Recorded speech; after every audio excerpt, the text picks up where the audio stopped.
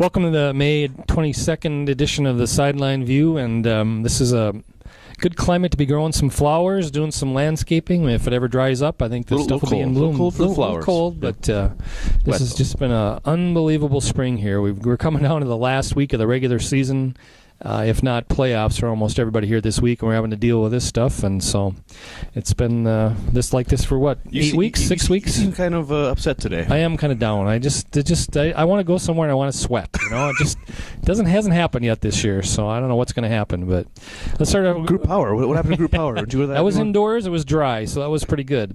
Talk a little bit baseball here, I guess. Brainerd played Alexandria yesterday, ended up losing 10-5.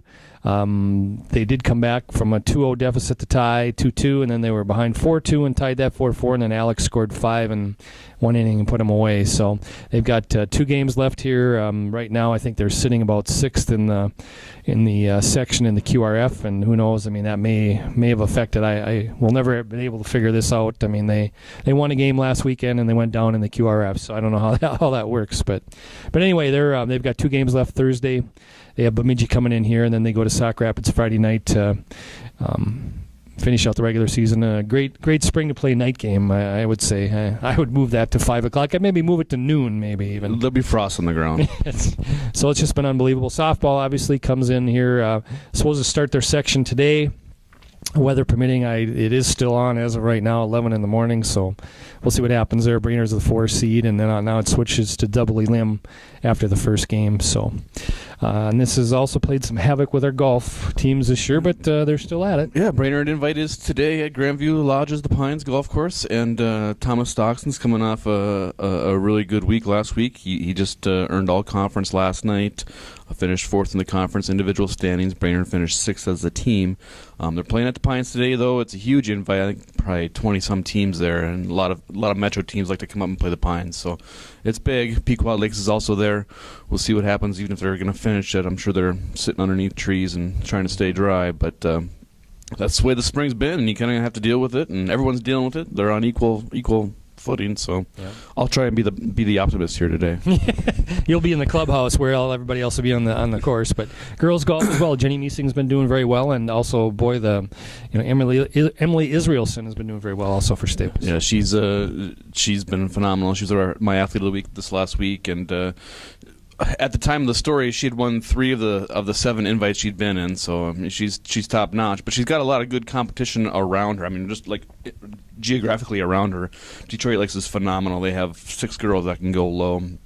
Pequot Lakes with Maggie Hagerston and Savannah Stone.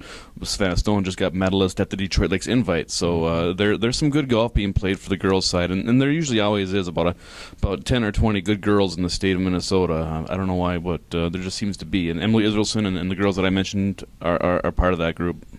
Speaking of Israelsons, let's touch on Andrew Israelson. He's a freshman. I think I wanted to say he's won 7 meets this year. Is that right? He's always seems like he's winning. I think he might be better than his dad, but he's not. But he's a really good golfer, and he's so young, and he looks young. He looks like he should be in elementary school, but he's a good kid. He's a great golfer. He just kind of has that. He's what they call a gym rat. He's a golf course rat, and the guy just loves to play, and he's got a really good team around him too. The Hagerson twins are seniors. They're both going to go play college golf. They have 2 weeks ago it was Kyle Quass and Andrew Nelson. They're usually the 5 and 6 guys, and they both both played pretty well last year. So any given day they're throwing up numbers, and they're going to go to state hopefully and probably, and they're going to do pretty well down there. This is also playing a little tricks with our track teams as well. I mean, we've got the Brainerd, I know, is in the subsection tomorrow, and then we've also had one. Piers was in last night. Today we've got Aiken and Crosby. What are you looking for there as far as some people that maybe are going to be advancing to state at a track? Brian Huber from Staples, Jalen Beachy from Staples. Those two are pretty good athletes. Brian Huber is more of a sprinter, high jumper, long jumper, but he's been going to state, it seems like, for 6 years now. He's a senior at Staples. Jalen Beachy's only a junior, and she's a hurdler and a long jumper, and she won state last year. So she's phenomenal. This week, my male athlete probably is going to be Matt Hnur. A lot of R's in that name. Sorry, Matt. But he's a phenomenal high jumper. He won 4 events at the Park Region Conference, high jump being one of them. And I think he's the only person to beat Huber in the high jump this year. So he's pretty good.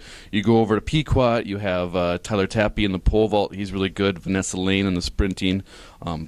Pequot's probably going to put a 4x1 or a 4x2 relay together that's going to contend for state championship too. It depends on whether Vanessa Lane runs it in or not. So we'll see there. You go around to other spots. Brainerd's got some talent. They got some. They don't have the marquee sprinter, shall we say? I mean, Grant Ryer's really good, but he's not going to be running the 100, win the 100 at state. But he's really good, and so they could probably put a relay together for the boys' side. On the girls' side, Allison Kosabud, Sarah Ye. They got some other girls that they can put a 4x8 together and maybe do some damage down at state too. So we'll see. And then we have section tennis as well. It was supposed to be in Brainerd yesterday, the section team tournament. They got down to the Final Four. They went down to Sartell and Inside, and I guess if I was them, I would make those reservations again tomorrow, just because, it is supposed to let up tomorrow, but... puddles. There's puddles everywhere. There's puddles everywhere, yeah. So...